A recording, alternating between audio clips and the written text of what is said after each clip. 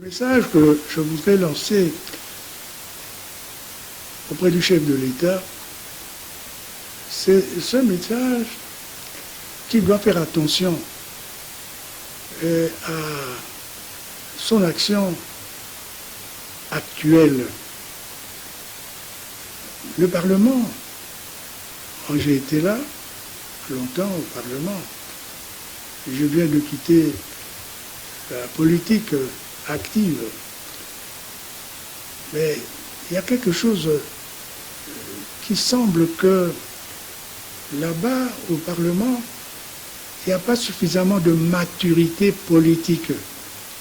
Ceux qui sont arrivés là-bas, ils ont peu d'expérience dans le domaine de la politique.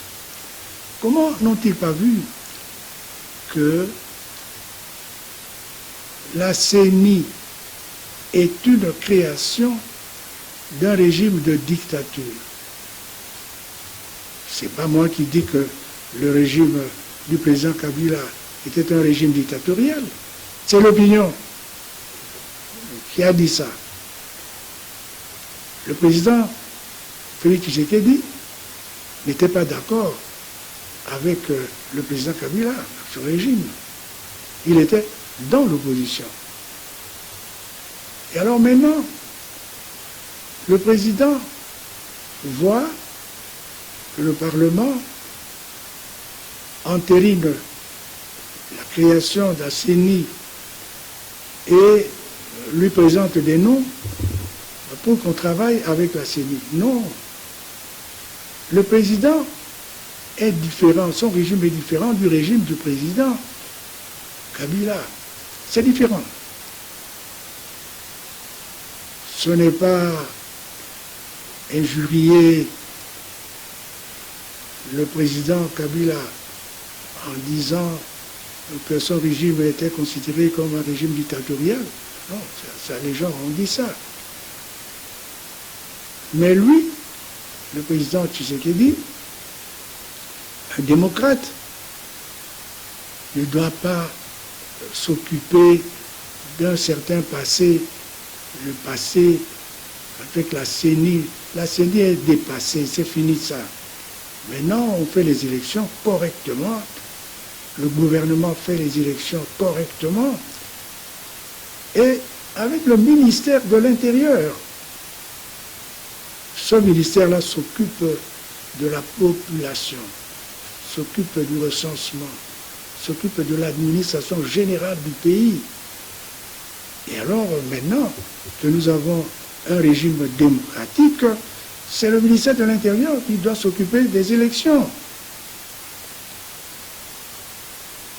Le président a nommé un ministre là-bas, à la tête de ce ministère de l'Intérieur.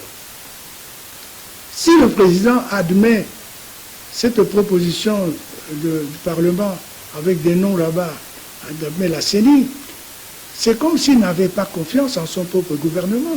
C'est comme s'il n'avait pas confiance à son ministère de l'Intérieur. S'il prend la CENI, maintenant la CENI, ça c'est dépassé, c'est fini, on rejette la CENI et on travaille avec le ministère de l'Intérieur, on travaille avec le gouvernement. Et lui-même, le président, il va veiller à ce que les élections se fassent correctement, parce que lui, c'est un démocrate. Mais on doit combler cette carence dans la loi électorale où il n'y a pas de sanction pour les fraudes. Alors le président dit au Parlement de modifier la loi électorale et d'introduire de là-bas la sanction contre la violation des élections, contre le vol des voix. Nous attendons que le président nous dise où nous allons, où va le pays, dans combien de temps on va terminer tel problème, dans combien de temps on va résoudre tel problème. Ce qu'il faut nécessairement, un plan. Mais un plan ne peut pas être réalisé sans un équilibre budgétaire, sans un équilibre des finances publiques. Impossible. Parce que, actuellement, il y a quelque chose qui ne va pas. Rien qu'au niveau du gouvernement. Pourquoi tant de ministères pour donner satisfaction à des individus, à des partis politiques? Mais la masse souffre. Il y a des carences dans plusieurs activités. Les routes ne sont pas entretenues. On a dit là-bas des ONG, mais ce n'est pas systématique. Les administrateurs sont là pour ça. Ils doivent être responsables de l'entretien de leur réseau routier, des administrateurs. Celui qui ne travaille pas bien est sanctionné. Pour le moment, il n'y a pas de sanction dans l'administration puisqu'il n'y a pas de cotation. Le président, nous attendons que le président réhabilite cette méthode de gérer l'administration en comptant sur les mérites des gens. C'est-à-dire, les gens doivent être cotés. Ils vont coter les gens annuellement. Excellence, très bon, élite, très bon, bon, assez bon, médiocre. Chaque année. Et on pouvait alors voir qui pouvait être là et qui ne pouvait pas être là. Ça n'existe plus dans l'administration actuellement. Mais nous attendons que le président réhabilite cette ancienne méthode d'appréciation des mérites des gens. Nous attendons aussi que le président tende vers l'équilibre budgétaire. Et je donne un exemple pour montrer qu'il y a quelque chose qui ne va pas. Avec les travaux publics, maintenant, je crois qu'il y a 2 secrétariats généraux. Il y a un secrétaire général pour les infrastructures et il y a un secrétariat général pour les travaux publics. Comme s'il y avait 2 choses différentes. Mais non. Quand on dit travaux publics, les travaux sur les infrastructures, on n'a pas mis le mot infrastructure. Mais les travaux publics, pourquoi faire? Alors, cette histoire d'infrastructure, c'est pour faire quoi? Alors, c'est une dépense inutile. On devrait économiser. Et je répète, en ce qui concerne le nombre de ministres, le président a 140 000 km de route. Mais où il n'y a pas de cantonnier, mais il a ici une dizaine de ministères. Mais l'argent qui va là-bas devrait aller vers les routes, ou vers les hôpitaux, ou vers, pour couvrir les dépenses, les frais de la gratuité des soins. Donc, il y a un problème de plan que le président ne peut pas, d'après moi, le président ne peut pas faire le plan maintenant, impossible. Parce que son budget n'est pas en équilibre.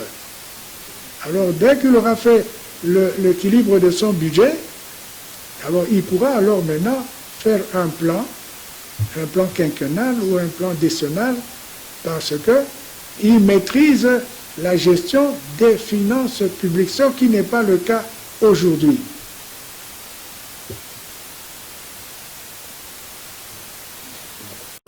Ça ne me fait pas peur. Peur de quoi? Non, je n'ai pas peur. Moi, je pense toujours à la gestion de l'État. L'État doit être géré comment? La CENI vient d'où? La CENI, c'est un service de quoi? J'ai le service de la santé, j'ai le service de l'éducation, j'ai le service et la CENI, c'est un service de quoi? Ce n'est pas une affaire de l'État. C'est une affaire des partis politiques qu'on avait imaginé parce qu'on était contre quelqu'un, le président Kabila, et puis on a imaginé quelque chose en pensant qu'on pourrait avoir quelque chose d'indépendant et qui pourrait nous donner de bons résultats. Je pense qu'on ne fait que contester à chaque fois les résultats des élections organisées par la CENI. Et puis, l'État ne doit pas se désavouer. L'État, c'est l'ordre. L'État, c'est la justice. Et l'État a ses services.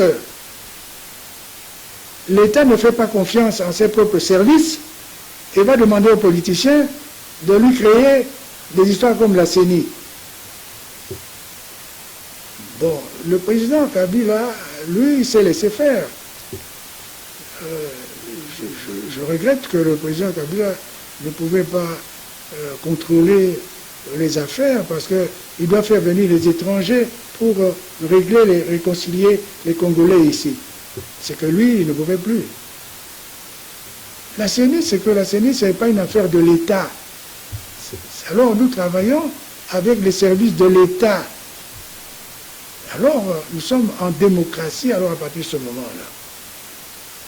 Et puis aussi, il faut une gestion saine des finances publiques. Il ne faut pas multiplier des structures comme ça, alors en créant des carences partout.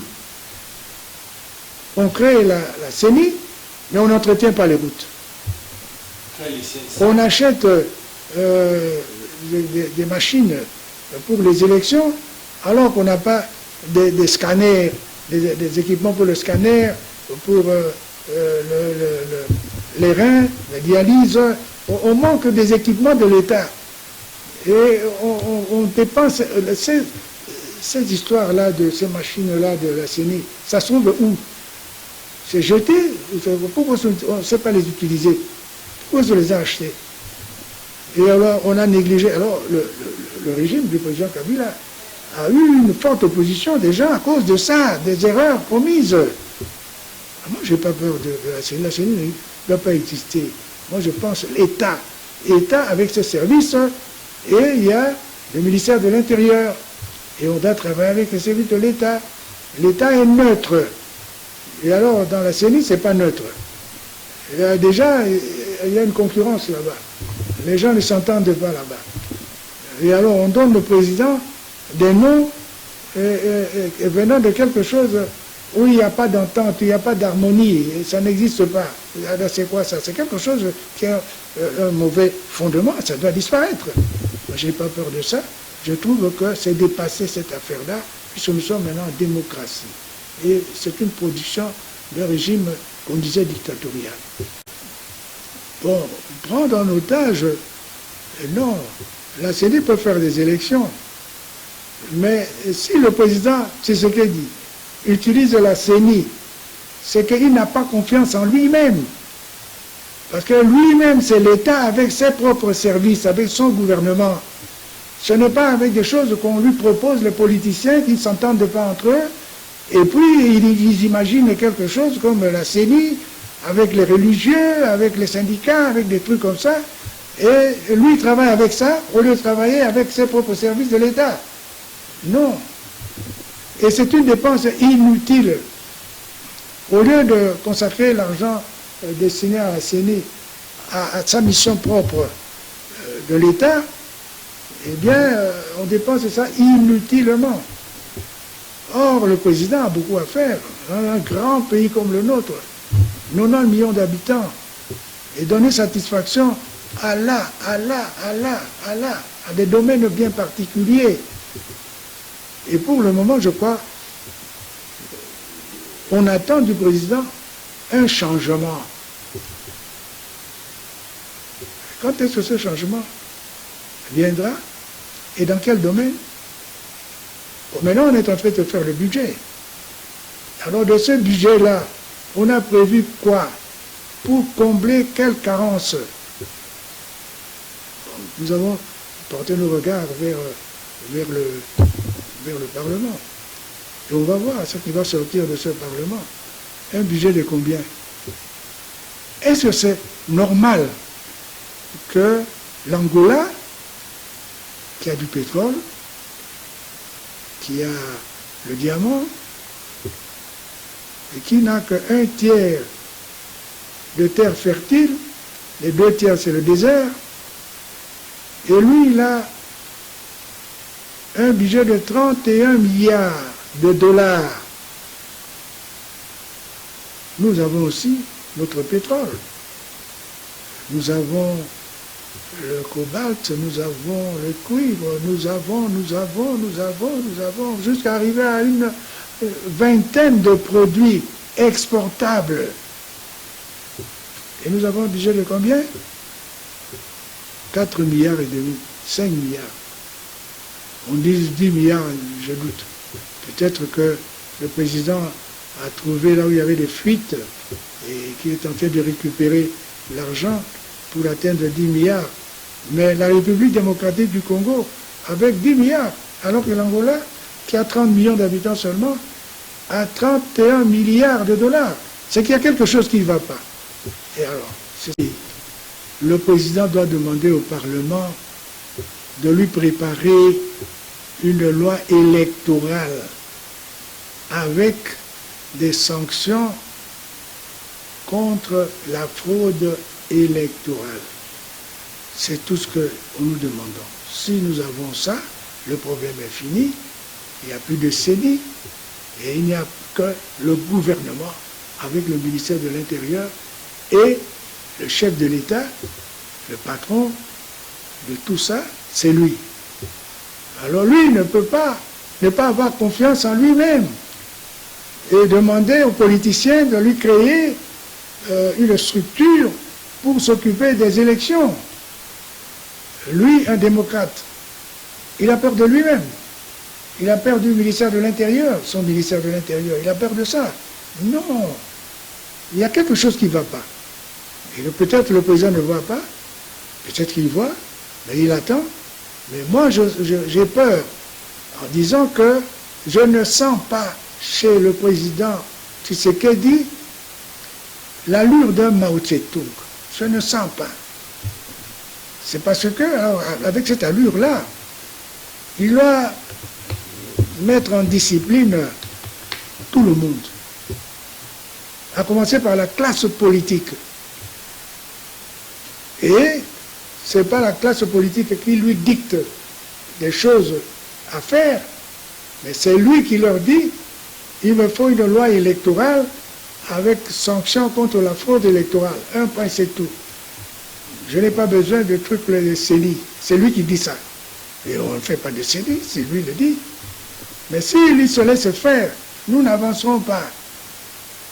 Parce qu'il y a beaucoup de choses, notamment des sacrifices qu'il doit imposer à la classe politique.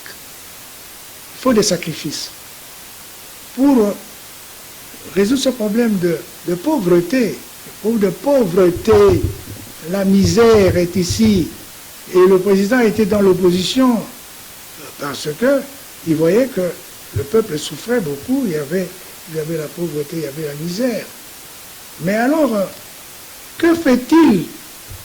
Que dit-il pour vaincre cette pauvreté, cette misère dans notre pays? Qu'est-ce qu'il dit, lui, de ça?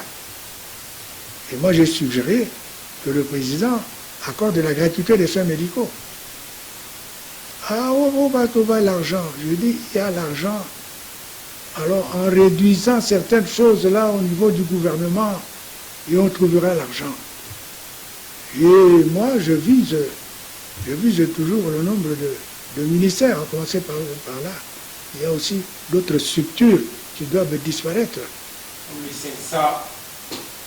Oui, il y a des choses là. Le président a fait 30 ans derrière son père dans l'opposition. Il voyait quoi? Alors, ces choses, il y a combien de problèmes d'opposition? Combien? Il ne nous a pas encore dit ça. Et alors, nous qui sommes les fidèles de son père, parce que nous admirons son père, mais nous disons, mais le président, il va avoir maintenant 3 ans. L'année prochaine, c'est l'année des réalisations. Il ne fait pas l'année prochaine des réalisations. Mais l'autre année, là-bas, c'est la propagande. Mais est-ce qu'il pourra tout faire l'année prochaine, avec quel crédit et comment? Alors il faut une certaine stratégie. Alors, est-ce qu'il a trouvé cette stratégie-là pour donner satisfaction à la population et donner une réponse à son propre slogan, le peuple d'abord? Ça vient de son père. Et alors, le peuple d'abord, où, quand, comment? Voilà des questions qui se posent encore aujourd'hui. Parce que j'ai perdu ma vie.